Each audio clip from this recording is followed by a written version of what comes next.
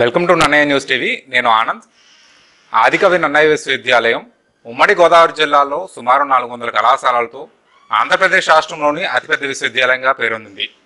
దీని నేపథ్యానికి ఆదికవి నన్నయ్య విశ్వవిద్యాలయ ఆవిర్భావానికి దివంగత నేత వైఎస్ రాజశేఖర రెడ్డి గారు, అలాగే రాజమండ్రి ఉమ్మడి గోదావరి జిల్లాలోని కీలక పాత్ర పోషించి రాజకీయాల్లో తనదైన ముద్రేసుకున్న మరొక మహనీయుడు జక్కంపూడి రామ్మోహన్ రావు గారు. ఈ విశ్వవిద్యాలయ ఆవిర్భావానికి కారణమైనటువంటి జక్కంపూడి రామ్మోహన్ రావు గారి యొక్క తనయుడు ప్రస్తుతం స్థానిక ఎమ్మెల్యే జక్కంపూడి రాజా గారు ఈరోజు ఆదికవి నన్నయ్య విశ్వవిద్యాలయంలో మెగా జాబ్ మేళా నిర్వహిస్తున్నారు. ఈ సందర్భంగా ఆదికవి నన్నయ్య విశ్వవిద్యాలయ అభివృద్ధిలో ఆయన పోషించిన పాత్ర గురించి తెలుసుకుందాం. సార్ చెప్పండి, మీరు ఆదికవి నన్నయ్య విశ్వవిద్యాలయంలో నాన్నగారు ఏ విధంగా దీనికి కీలక పాత్ర పోషించారు? దివంగత ముఖ్యమంత్రి డాక్టర్ వైఎస్ రాజశేఖర రెడ్డి గారి హయాంలో రాష్ట్ర వ్యాప్తంగా విద్యా ప్రామాణికాలు పెంచాలి అనేటువంటి ఉద్దేశంతో రాష్ట్రంలో ఉన్నటువంటి వివిధ ప్రాంతాల్లో అనేక కొత్త యూనివర్సిటీస్ని స్థాపించడం జరిగింది. మరి అందులో భాగంగానే ఈ గోదావరి జిల్లాల ఉన్నటువంటి విద్యార్థులకు కూడా మేలు చేకూర్చాలి, ఇంత పెద్ద ఏరియా ఉన్నటువంటి ఈ ప్రాంతంలో ఖచ్చితంగా ఒక కొత్త యూనివర్సిటీ అనేటువంటిది అవసరం అనేటువంటిది గుర్తించి ఆ వేళ మరి నాన్నగారు కూడా రాజశేఖర రెడ్డి గారితో మాట్లాడడం, మరి వారు కూడా రాజశేఖర రెడ్డి గారు కూడా ఈ రాష్ట్రంలో విద్యా ప్రామాణికాలు పెంచాలి అనేటువంటి లక్ష్యంతో ముందుకెళ్తున్నటువంటి తరుణంలో ఆవేళ ఈ ఆదికవి నన్నయ్య విశ్వవిద్యాలయానికి పునాది పడింది.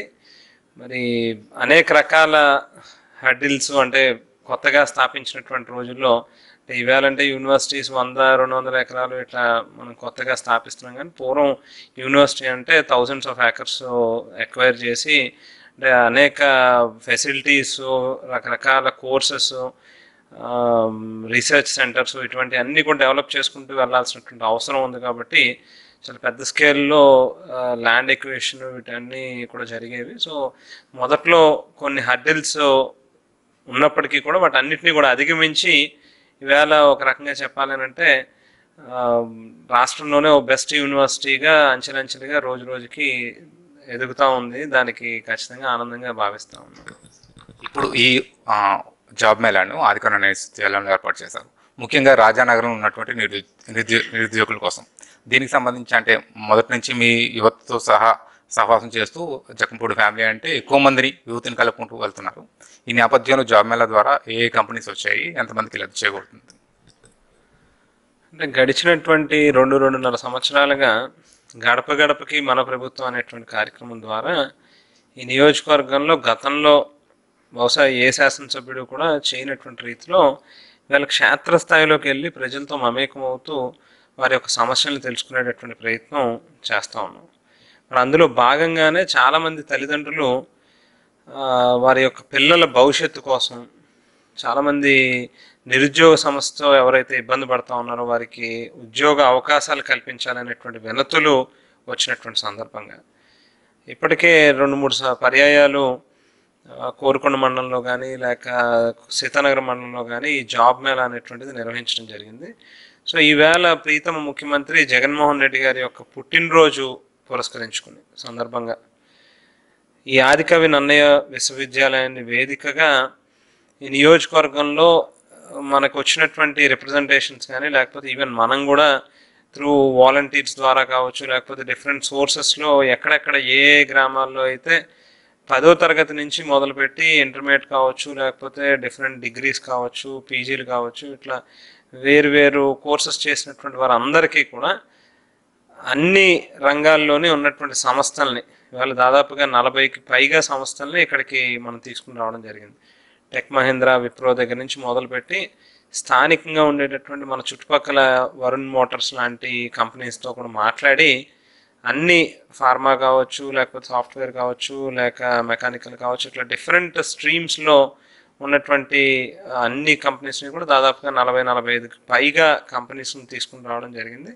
అందరికీ కూడా ఇన్ఫర్మేషన్ ఇచ్చాం. బాగానే ఇవాళ గుడ్ నెంబర్ ఆఫ్ పార్టిసిపేషనే కనిపిస్తూ ఉంది. సో బహుశా ఇంకాసేపట్లో ఎంతమందికి ఏ కంపెనీల్లో అవకాశాలు వచ్చినాయి అనేటువంటిది కూడా తెలుస్తుంది. ఉమ్మడి గోదావరి జిల్లాలోని మింటి పద్మనాభం గారు లేదంటే చిరంజీవి కుమారి గారు ఇలాంటి ప్రముఖులందరితో కలిపి గోదావరి విశ్వవిద్యాలయ సాధన సమితిని ఏర్పాటు చేసిన నాన్నగారు ఈ విశ్వవిద్యాలయ ఏర్పాటు కృషి చేశారు. మీ హయాంలో మీరు ఎమ్మెల్యేగా ఉండగా వీసీ గారు పద్మరాజు గారు ఉండగా ఈ విశ్వవిద్యాలయాన్ని ఏ విధంగా అభివృద్ధి చేయాలని మీరు ఆలోచన? చాలామంది పెద్దలు, సీనియర్లు, వారు కూడా చాలామంది నాన్నగారితో పాటుగా ఆవేళ ఈ ప్రాంతంలో ఇక్కడే రాజమండ్రి చుట్టుపక్కల కనుక స్థాపించినట్లయితే యూనివర్సిటీ ఖచ్చితంగా 2 జిల్లాలకి మధ్యలో ఉంటుంది. అందరికీ జియోగ్రాఫికల్గా కావచ్చు, లేకపోతే అంటే సెంటర్లో ఎప్పుడైతే ఉంటుందో అందరికీ కాస్త అంటే ఎవరైనా మిగతా కాలేజ్కి సంబంధించి కావచ్చు, లేకపోతే మేనేజ్మెంట్స్ అంటే ప్రైవేట్ మేనేజ్మెంట్స్ దగ్గర నుంచి మొదలుపెట్టి చిన్న చిన్న విద్యార్థులు, పేద విద్యార్థుల వరకు కూడా అందరికీ అందుబాటులో ఉంటుంది. At the same time Rajahmundry అనేటువంటిది మనకి ఏమంటారు, రైల్వే కావచ్చు, లేకపోతే ఎయిర్పోర్ట్ కావచ్చు, లేకపోతే బస్ కాంప్లెక్స్ కావచ్చు, అన్ని మీన్స్ ఆఫ్ ట్రాన్స్పోర్ట్ కూడా అవైలబుల్గా ఉండేటటువంటి అవకాశం ఉంటుంది. కాబట్టి అవేళ ఇక్కడ స్థాపించడం అనేటువంటిది జరిగింది. సో గడిచినటువంటి దాదాపు 2006లో స్థాపించినటువంటి యూనివర్సిటీ వాస్తవానికి ఇంకా చాలా వేగంగా ఈపాటికే ముందుకు వెళ్లాల్సినటువంటి అవసరం ఉంది. కాకపోతే కొంచెం ఇందాక చెప్పినట్టుగా కొన్ని మొదట్లో వచ్చినటువంటి హర్డిల్స్ కారణంగా కొంత ఆలస్యం కావడం కావచ్చు. అయితే ఇప్పుడు ప్రస్తుతం ఉన్నటువంటి వీసీ గారు పద్మరాజు గారు చాలా ఎఫిషియెంట్, క్యాపబుల్, హానెస్ట్, సిన్సియర్, ఏదైనా పట్టుకుంటే చాలా కసిగానే ఆ పని చేయాలనేటువంటి ఉద్దేశంతోనే వెళ్ళేటటువంటి వ్యక్తి. ముఖ్యమంత్రి గారు కూడా వెరీ స్పెసిఫిక్గా యూనివర్సిటీల యొక్క అభివృద్ధికి చాలా కట్టుబడి ఉన్నాడు ఆయన. మనం చూస్తే ఈవేళ రాజశేఖర రెడ్డి గారికి మించినటువంటి రీతిలో కేజీ దగ్గర నుంచి పీజీ వరకు కూడా అన్ని స్థాయిల్లోనూ కూడా ముఖ్యమంత్రి స్థాయి వ్యక్తి ప్రతి వారం కనీసం ఒక మీటింగ్ అయినా కూడా ఎడ్యుకేషన్ డిపార్ట్మెంట్కి సంబంధించినటువంటి వాటి మీద సమీక్షలు చేయడం, వాటి యొక్క పురోగతి మీద ఒక కాన్స్టెంట్ రివ్యూస్ చేయడం అనేటువంటిది గతంలో ఖచ్చితంగా ఉండదు.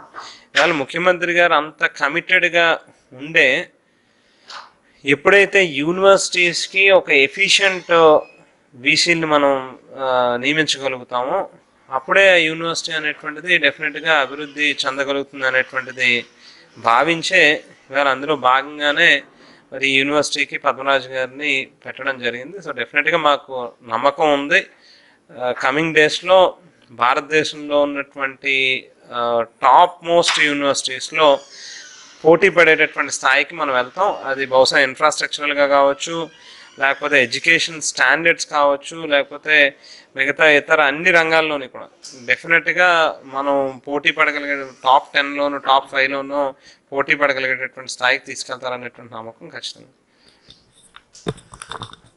దివంగత నేత వైఎస్ రాజశేఖర రెడ్డి, జకంపూడి రామ్మోహన్ రావు ఆశయాలకు అనుగుణంగా ప్రారంభించినటువంటి విశ్వవిద్యాలయం ఎమ్మెల్యే జకంపూడి రాజా గారు, అలాగే వీసీ ఆచార్య కె పద్మరాజు గారు వీరి సమక్షంలో విశ్వవిద్యాలయం మరింత భవిష్యత్తులో ముందుకు వెళ్తుందని, ఉమ్మడి గోదావరి జిల్లాలో విద్యార్థులకు నాణ్యమైన ఉన్నత విద్యను అందించే కేంద్రంగా భవిష్యత్తులో మరింత ఉన్నత శిఖరాలు చేరుకుంటుందని ఆశిద్దాం. కెమెరా పర్సన్ రాజీవ్తో ఆనంద్, నన్న university, Rajahmundry. Hi, it's a great opportunity for Tech Mahindra to be a part of this job fair at Rajamundry. I think kudos goes to the MLA Rajagaru, who has given a lot of students an opportunity to come and attend the interview, not just with Tech Mahindra but with the other companies as well. And we at our organization, we are 3 of us who had come here, and it's a great experience. We have selected close to 43 of them. We have shortlisted 53 of them out of the 202 people who walked into our room. So I think the students' enthusiasm also adds up to this, because they have come here with a lot of zeal, a lot of passion to learn, to grow in organizations like ours. And I think this event is a big success, and we are looking forward for more such events from the college, the university.